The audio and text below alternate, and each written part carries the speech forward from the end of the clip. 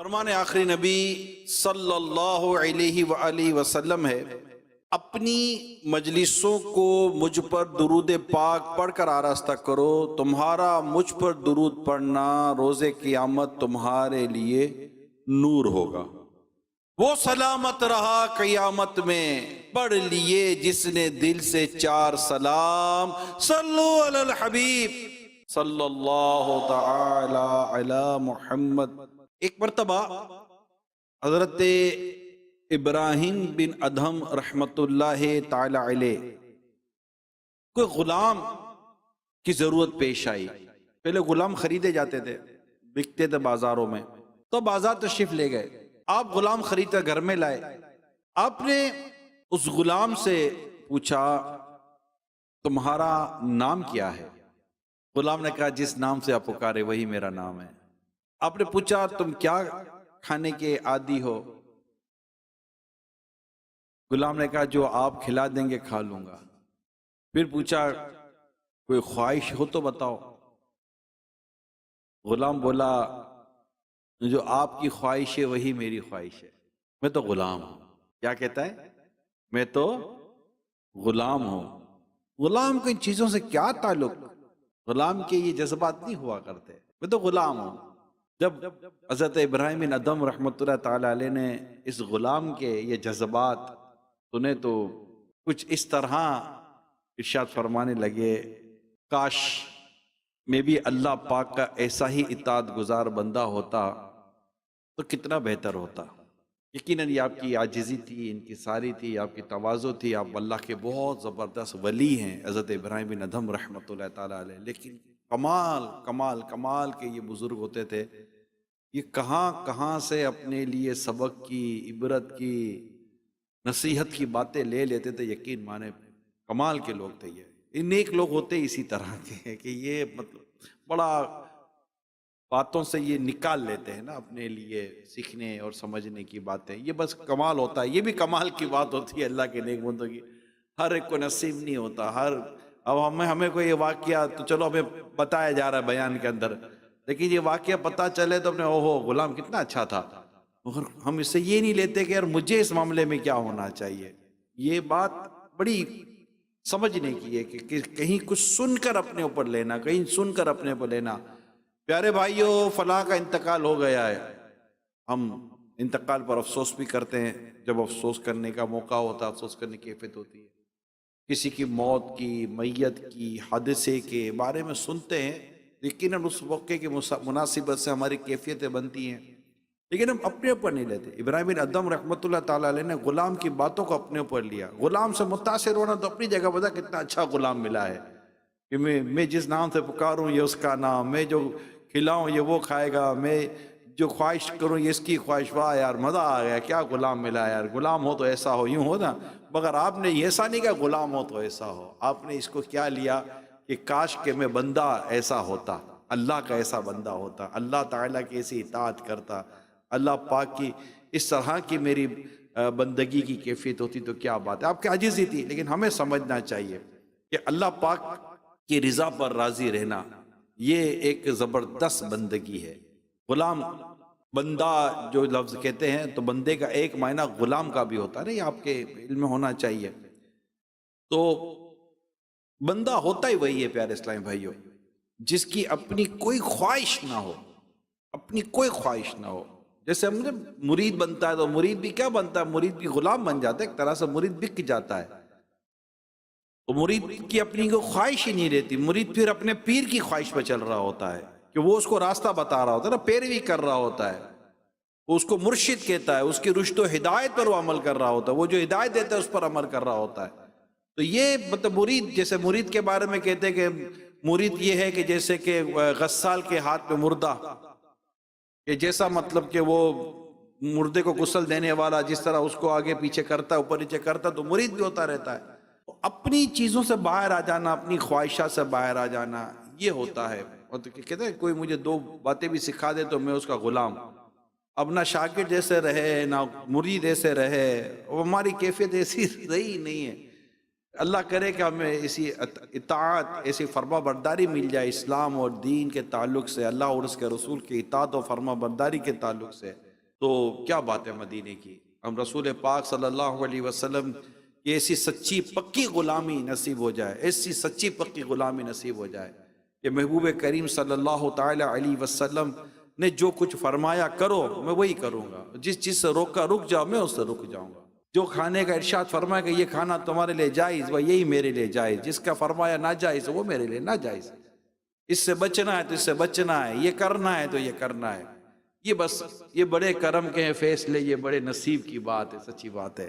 خیر اللہ تعالیٰ کی رضا پر راضی رہے کہ جو رب نے میرے لیے کیا میرے لیے اللہ پاک نے درست ہی کیا، اور میں اپنے رب کے فیصلے پر اپنے رب کی عطا پر راضی ہوں، مطمئن ہوں. کہیں شکوہ کہیں شکایت کہیں اعتراض میری زبان پر آ نہیں سکتا. اللہ توفیق دے تو میرے دل و دماغ میں بھی نہ آئے، اور میں اپنے رب کی تمام عطاؤں پر میرے رب نے مجھے جیسے رکھا میں اپنے رب کی رضا پر راضی رہوں، ایسی مجھے اطاعت ایسی مجھے فرما برداری نصیب ہو جائے. حضرت امام شعرانی رحمۃ اللہ تعالی علیہ فرماتے ہیں بندے کے لیے شان بندگی یہ ہے کہ بندہ ہر حال میں اللہ پاک سے راضی ہی رہے. شان بندگی یہ کسی معاملے میں بھی دل میلا نہ کرے،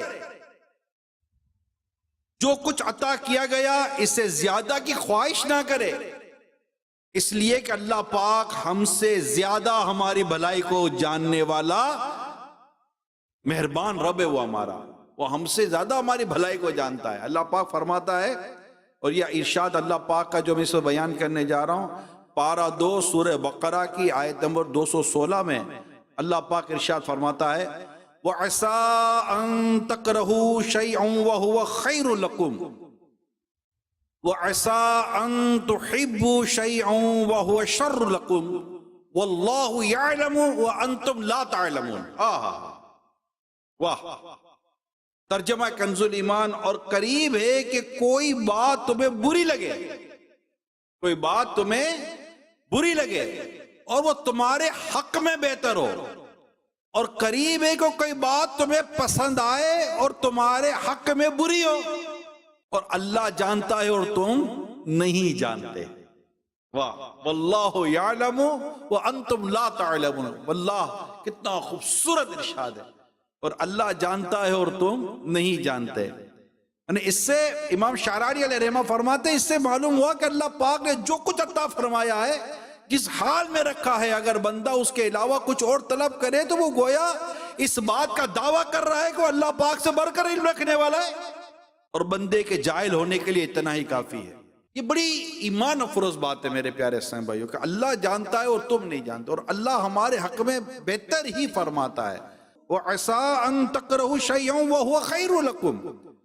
اور قریب ہے کہ کوئی بات تمہیں بری لگے اور وہ ہو تمہارے حق میں بہتر.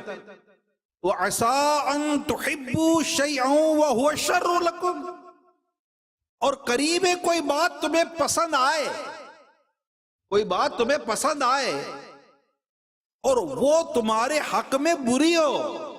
واللہ یعلم وانتم لا تعلمون. اور اللہ جانتا ہے اور تم نہیں جانتے. ایک کاش کہ یہ بات ہماری سمجھ میں آ جائے اور ہم اس بات کو سمجھنے والے بن جائیں کہ یہ کتنی ایمان افروز بات ہے. میں صرف سمجھنے کے لیے عرض کر رہا ہوں.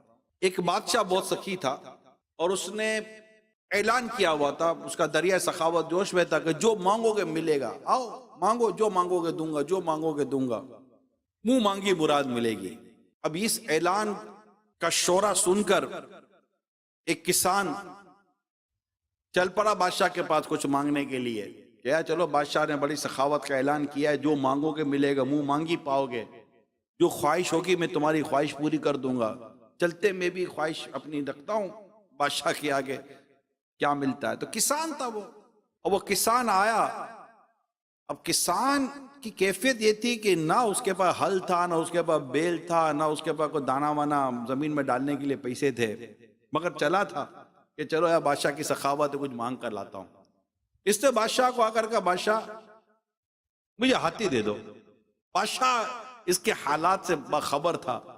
بادشاہ نے کہا کہ اس کے پاس نہ ہل ہے، نہ کھیت جونے کے لیے بیل ہے، نہ اپنے کھلانے پلانے کا کچھ ہے، یہ کیا کرے گا؟ ہاتھی لے جائے گا، ہاتھی کو کہاں سے کھلائے گا؟ اس کو اپنے کھانے پینے کے اس کے مسئلے ہیں۔ بادشاہ نے کیا کیا؟ بادشاہ نے اسے ہاتھی دینے کے بجائے چند ایکڑ زمین اور کچھ کھیتی باڑی کا سامان اس کسان کو دے دیا۔ اب کسان باہر نکل کے کہتا ہے، بادشاہ کہتا تھا بڑا مطلب کہ مانگو جو مانگو گے ملے گا، مانگا ہاتھی تھا، دے بیل دیا، زمین دے دی، یہ سب دے دیا، یہ کیا بات ہوئی؟ اب آپ بتائیے کہ کسان جو اپنے حالات کو جانتے ہوئے بھی ہاتھی مانگ رہا ہے، مگر بادشاہ کو پتا تھا کہ اس کے بنیادی طور پر بیسک اس کی پوزیشن کیا ہے اور اس کے لیے کیا بہتر ہے۔ تو بندہ کہے گا یار کسان نادان ہے، بندہ یہی کرے گا کسان نادان ہے کہ بادشاہ نے تو جو مانگا تھا وہ نہیں ملا، مگر اس کو ملا وہی جو اس کے حق میں بہتر ہے۔ اسی طرح ایک اور مثال بھی کتابوں میں لکھی ہے۔ ایک شہر میں قحط پڑا تھا نا، مطلب کہ کھانے پینے کے مسائل تھے، بارشیں نہیں ہوتی تو پھر قحط پڑ جاتا ہے، خوش سالی ہو جاتی ہے۔ اب ایک شخص کے پاس روپیہ پیسہ تو ہے مگر کھانے کو کچھ بھی نہیں ہے، کیونکہ بازار میں کچھ ہے ہی نہیں، بارشیں نہیں ہو رہی ہیں، قحط سالی ہو گئی ہے، اناج ہے ہی نہیں مارکیٹ کے اندر۔ اسی دوران ایک کنگال آدمی کو کسی سخی کا پتہ چلا کہ وہ لوگوں کی مدد کرتا ہے۔ یہ اس شخص کے پاس جا کر کہنے لگا مجھے چند ہزار روپے دے دو۔ اب وہ سخی کو پتا تھا کہ یہ چند ہزار روپے مجھ سے لے تو لے گا، لیکن یہ بازار میں جا کر کرے گا کیا؟ اناج تو ہے نہیں، کیا کھائے گا، کیا پیے گا؟ آدھی پیسہ لے گا تاکہ گھر کا راشن لے گا، اناج پانی لے گا، اور مارکیٹ میں وہ ہے نہیں۔ اس نے اس کو 1000 روپے دینے کے بجائے کچھ راشن وغیرہ اس کو کر دیا۔ اب یہ شخص راشن لے کر نکلا اور کہنے لگا کہ لے، سنا تو تھا کہ جو مانگو کو ملتا ہے، پیسے دوں گا، پیسے دوں گا، پیسے تو دے نہیں، راشن دے دیا۔ اب کوئی بولے کہ یہ آدمی کیسا نادان ہے، دینے والے کو پتا تھا کہ یہ جس کو میں دے رہا ہوں اس کو ضرورت بنیادی طور پر کس چیز کی ہے، جس چیز کی اس کو ضرورت ہے وہ اس کو مل رہا ہے۔ تو بندہ بعض اوقات اپنے بارے میں جو اچھا سمجھتا ہے وہ اس کے حق میں بہتر نہیں ہوتا۔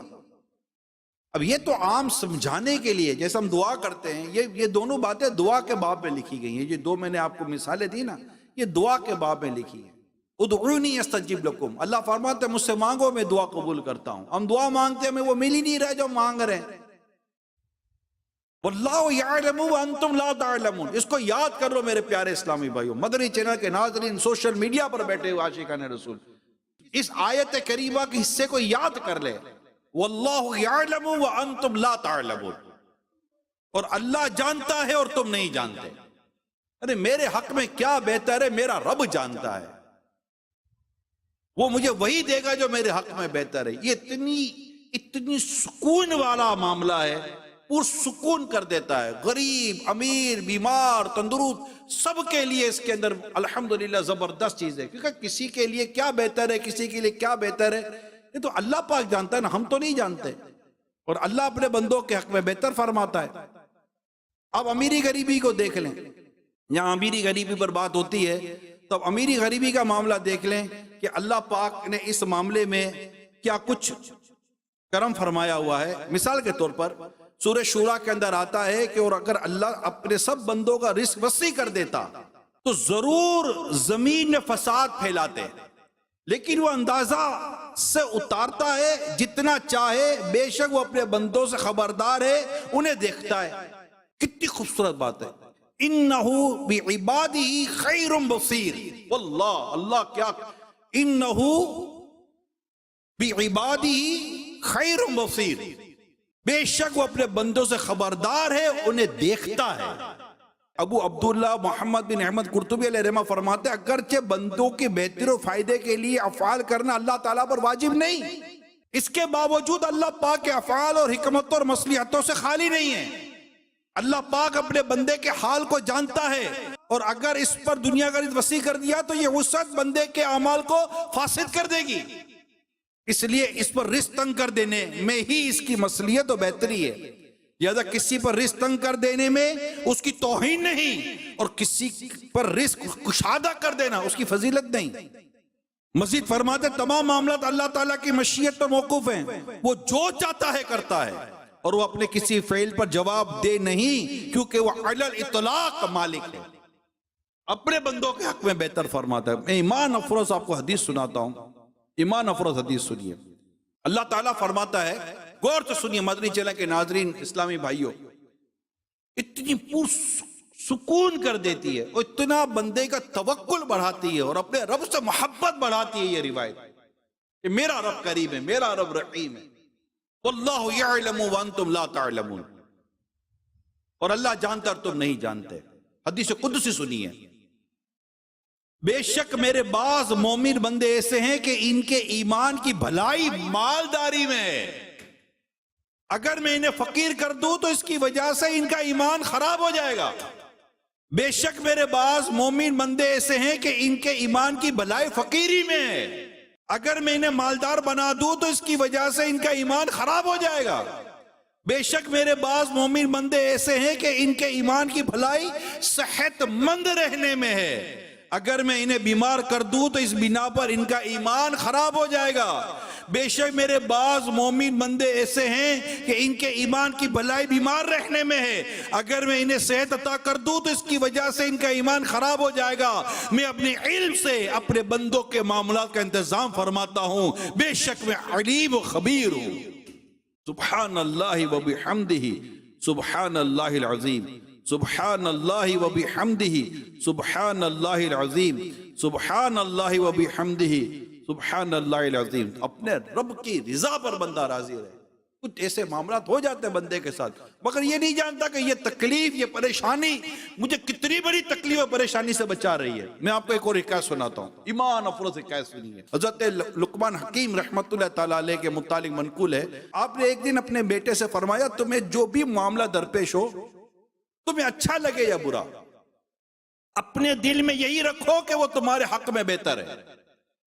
بیٹے نے عرض کیا ابا جان یہ بات ذرا وضاحت سے مجھے سمجھا دیں، ایسا کیسے ہو سکتا ہے کہ ہر بات میرے حق میں بہتر ہی ہو؟ حضرت سید حکیم لقمان رحمت اللہ تعالی علیہ نے فرمایا ایک بستی میں اللہ پاک کے ایک نبی تشریف فرما ہے، آؤ ان کی خدمت میں حاضر ہوں، وہ ہمیں زیادہ بہتر انداز میں سمجھائیں گے۔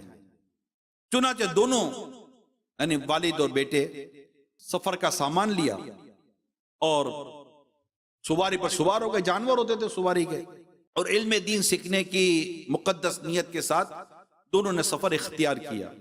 گرمی شدید، سفر لمبا، راستے میں کھانا پینا سب ختم ہو گیا۔ اب دونوں باپ بیٹوں پر تھکاوٹ بھی جیسی تیسی، جانور بھی تھک گئے۔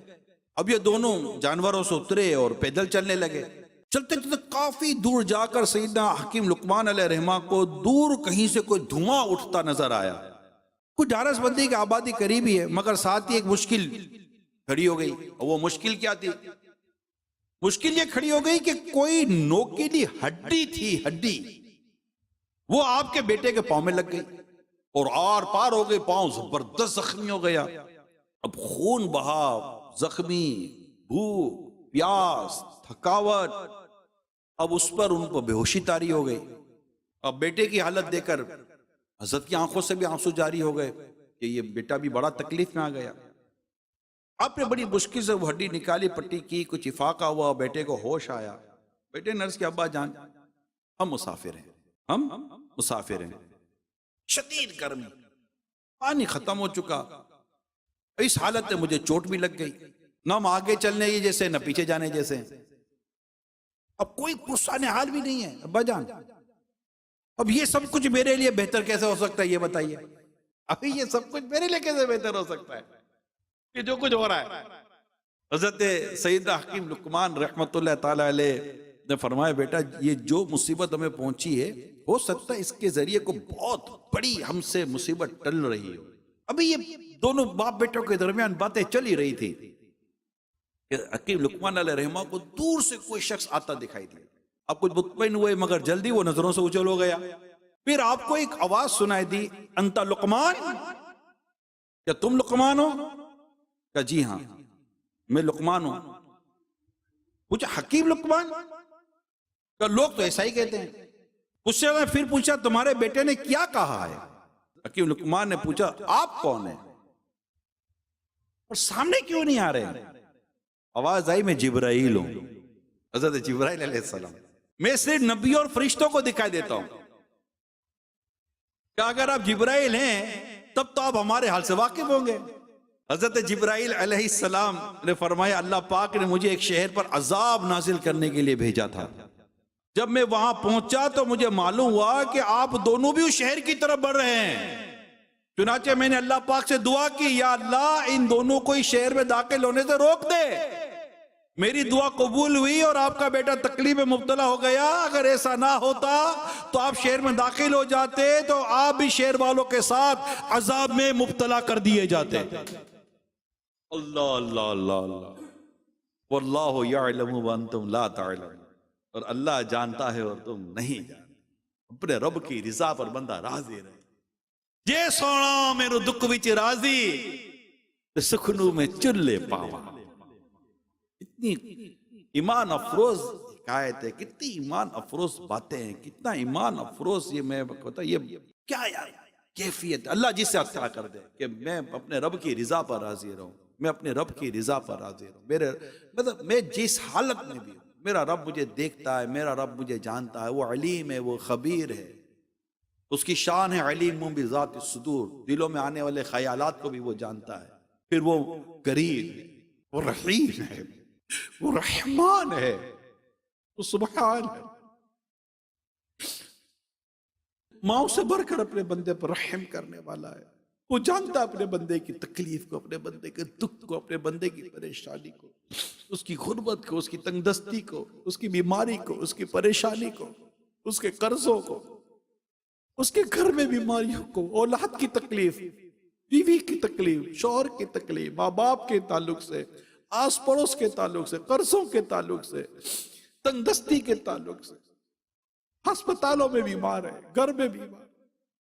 وہ جانتا ہے، وہ اپنے بندوں کی کیفیت کو جانتا ہے، اپنے بندوں کے حالات کو جانتا ہے، مگر وہ جو کچھ کرتا ہے اپنے بندے کے لیے اچھا ہی کرتا ہے، بہتر ہی کرتا ہے۔ نہ جانے کس، جب تکلیف کے پیچھے نہ جانے کون سی راحت، کون سی پریشانی سے نجات، پھر ثواب کا ڈھیر، اللہ صبر عطا کرے۔ بندہ اپنے رب پر بس بھروسہ کرے، اس پر توکل کرے اور اپنے رب سے محبت کرے کہ میرا رب میرے حق میں بہتر ہی فرمائے گا۔ حضرت موسیٰ اور ہارون علیہ السلام فرعون کے پاس جب گئے نیکی کی دعوت دینے کے لیے، تو فرعون نے پوچھا، اے موسیٰ تم دونوں کا رب کون ہے؟ فرعون پوچھتا ہے تم دونوں کا رب کون ہے؟ حضرت موسیٰ علیہ السلام نے فرمایا، ہمارا رب وہ ہے جس نے ہر چیز کو اس کی خاص شکل اور صورت دی، پھر راہ دکھائی۔ یہ صورت طٰہٰ کے اندر بیان آیا ہے۔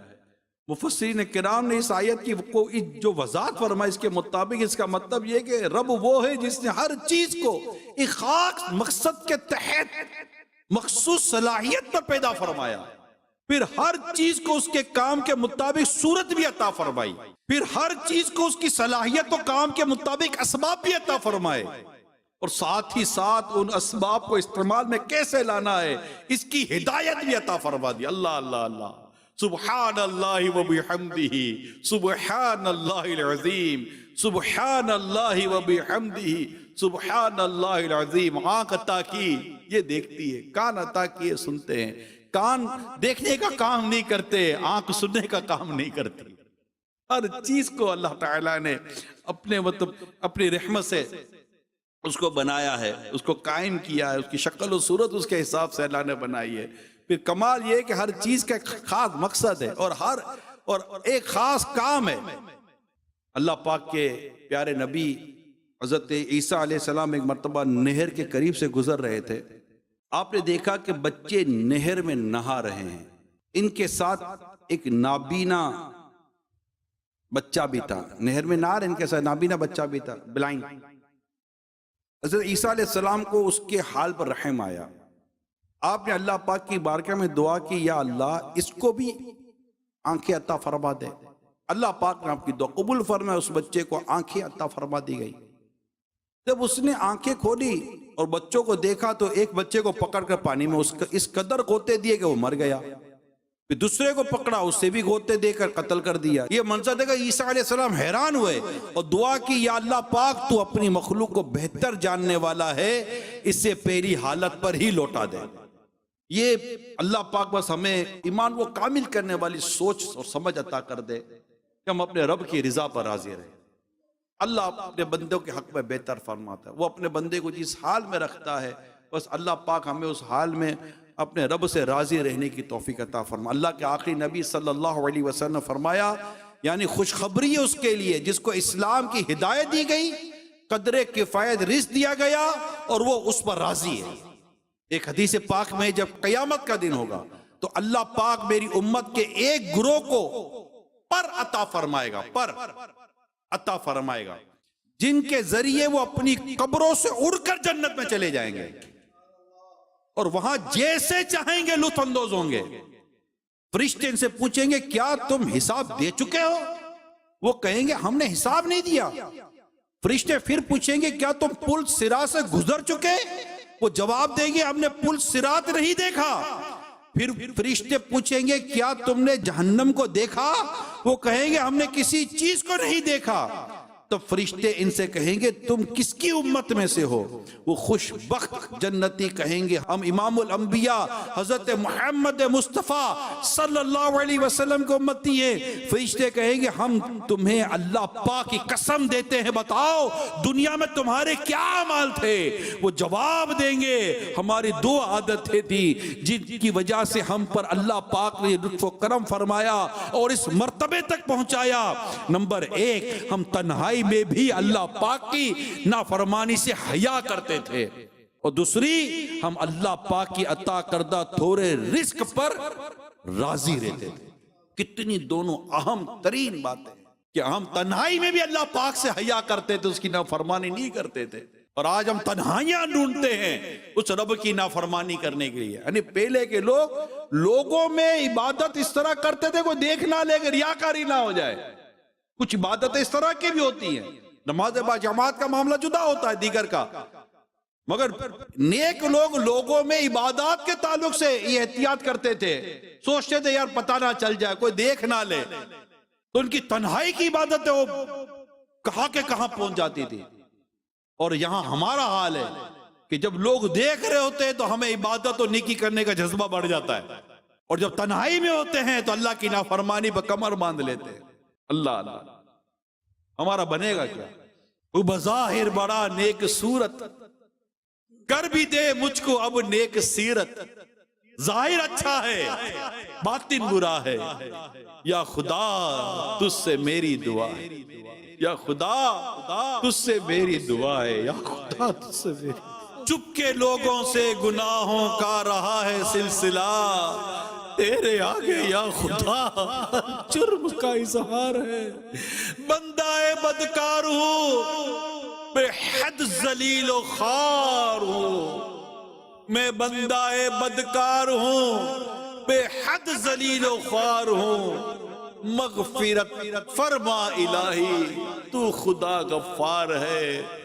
اے کاش اللہ کی ایسی رحمت ہمیں نصیب ہو جائے کہ ہم لوگوں میں بھی ہوں یا تنہائی میں بھی ہوں گناہوں سے بچنے کی عادت ہو جائے، گناہوں سے بچنے کی۔ جس خوبصورت دو عادتوں نے انہیں اس مقام و مرتبے تک پہنچا، سو ایک عادت یہ تھی کہ کہتے ہیں کہ ہم تنہائی میں بھی اللہ پاک کی نافرمانی سے حیا کرتے تھے، اور دوسری بات ہم اللہ پاک کی عطا کردہ تھوڑے رزق پر راضی رہتے تھے۔ اللہ ہم سب کو اپنی رضا اور اپنی رضا عطا فرمائے۔ کتنی بڑی سعادت ہے حساب کتاب کا نہ ہونا، یوں بلا حساب جنت میں داخل ہو جانا۔ اللہ اللہ بڑا نصیب والا ہوگا وہ شخص جسے اللہ تعالیٰ بغیر حساب کے جنت میں داخلہ دے دے۔ اے پیارے اسلامی بھائیو، ہم سب کو یہی کوشش کرنی چاہیے۔ روایتیں ملتی ہیں کہ کن کن اعمال کو کرنے سے بلا حساب جنت میں داخلہ ملتا ہے، ان کو ہم خاص طور پر پڑھیں، اللہ توفیق دے۔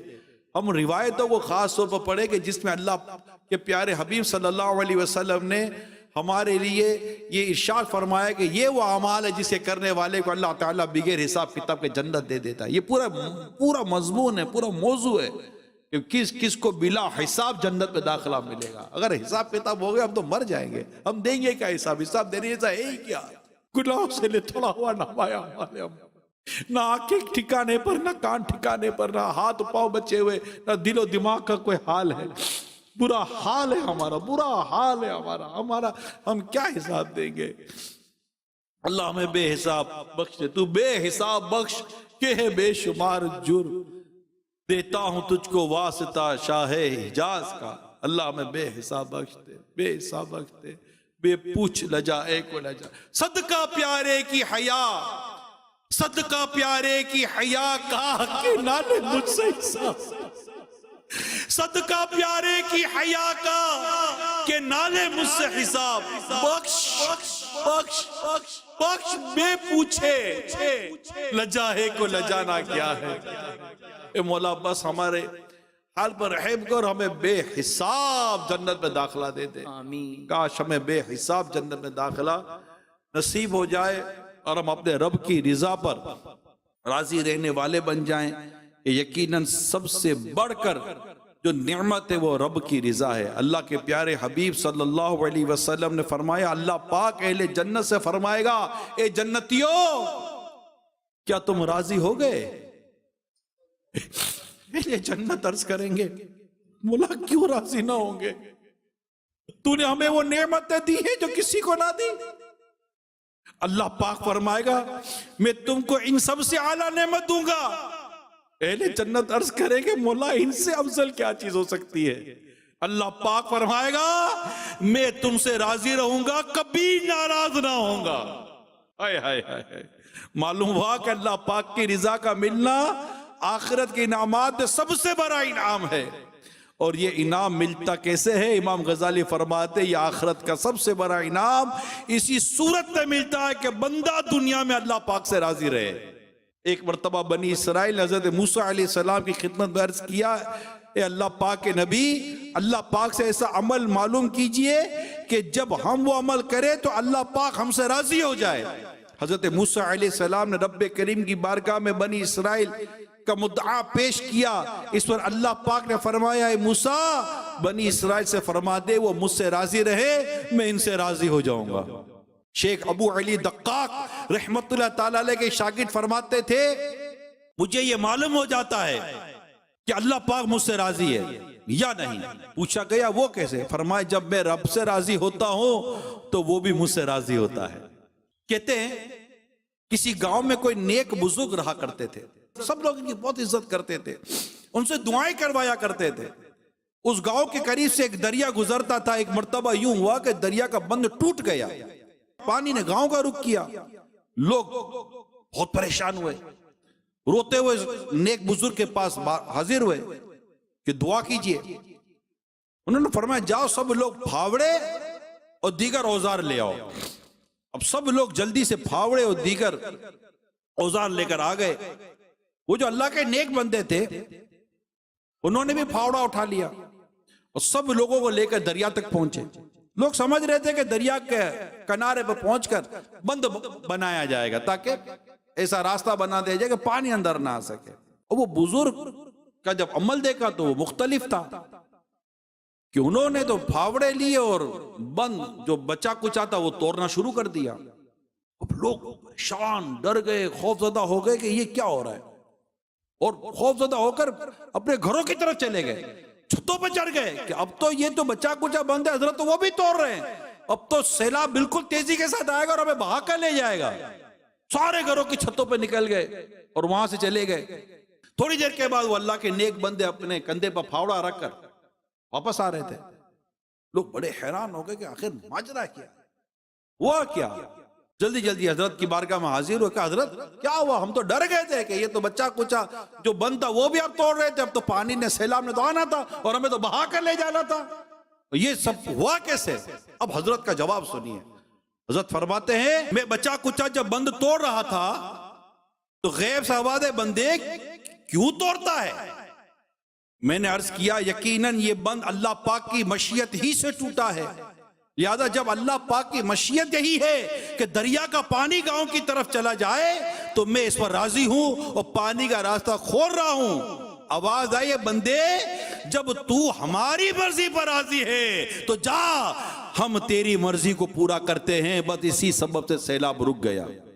اللہ اللہ اللہ اللہ اللہ پاک ہمیں یہ سعادت عطا کر دے کہ ہم اپنے رب سے جس حال میں رب رکھے وہ راضی رکھے، ہم راضی رہیں مولا، بس ہم راضی رہیں۔ یہ نعمت، یہ سعادت، یہ کرم تو ہی ہم پر فرما دے، ہم پر ایسی نگاہ رحمت فرما دے، ہمارے دل و دماغ میں کوئی ایسی باتیں آئی نہ میرے غوث پاک شیخ عبد القادر جیلانی رحمت اللہ تعالی علیہ نے اللہ پاک کی رضا میں راضی رہنے کے 2 طریقے ارشاد فرمائے.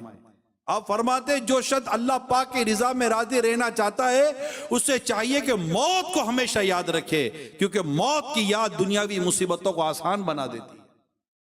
اور دوسری بات، جس بات پر دل میں شکوہ آئے بندے کو چاہیے کہ اس بات پر شکوہ کرنے کے بجائے اللہ پاک سے دعا کرے.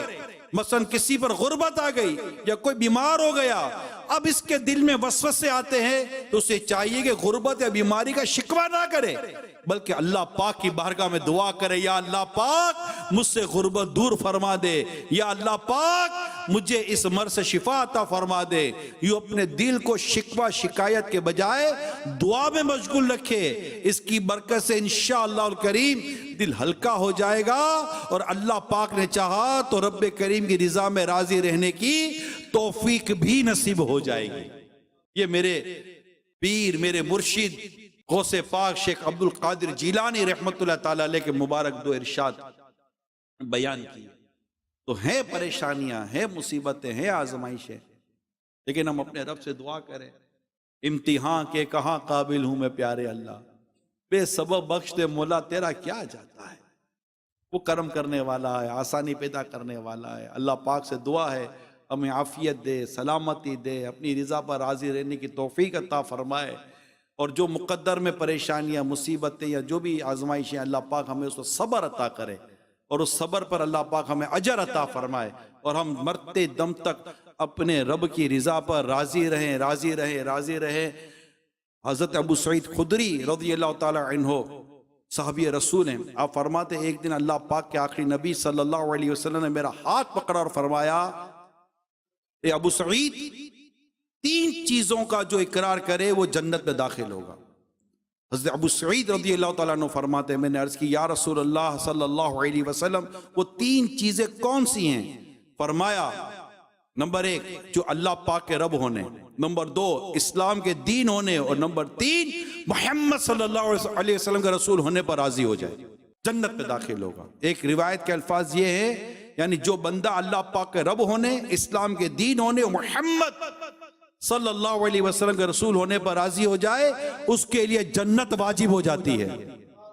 اللہ آپ کا میرا ایمان سلامت رکھے، اور ہم ان نعمتوں کو بس پاتے رہے، ان نعمتوں میں اضافہ ہوتا رہے. اللہ زوال نعمت سے بھی ہمیں بچائے.